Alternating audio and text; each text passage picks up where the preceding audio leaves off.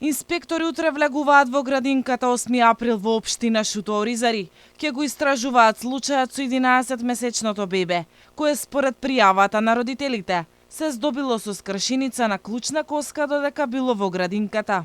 Во Министерството за труд и социјала досега не добиле официјална представка, но по допрен глас утре ќе испратат вонреден инспекциски надзор.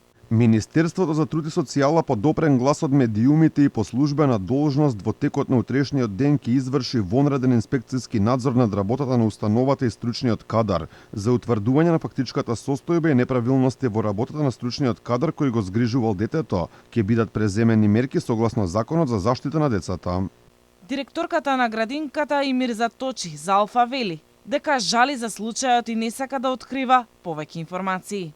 Во моментов немам ништо позначајно да кажам. Чекаме разрешување на случајот. Жалам за настанот и состојбата на детето. Градоначалникот на Шуто-Оризари вели дека второстепена комисија ќе вештачи дали и како 11-месечното бебе се здобило со скршеница на клучна коска.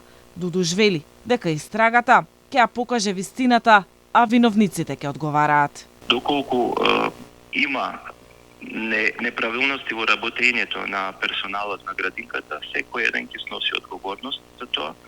Меѓутоа, јас како градоначалник би оставил истрагата да трае, значи истрагата да покаже што ќе излезе на крај. Цврсто верувам дека органите на прогонот ќе најдат што е точно ситуацијата и верувам во целост дека ќе се реши случајот.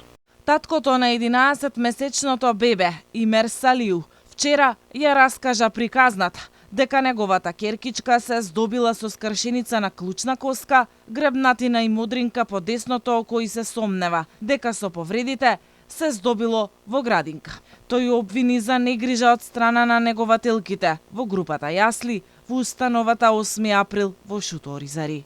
Според Салиу, настанот се случил пред 2 дена помеѓу 8 и 10 часот и 30 минути, кога детето престојувало во градинката, но никој не ги информирал за повредите, туку им објаснувале дека бебето најверојатно било вознемирено зашто му растеле заби.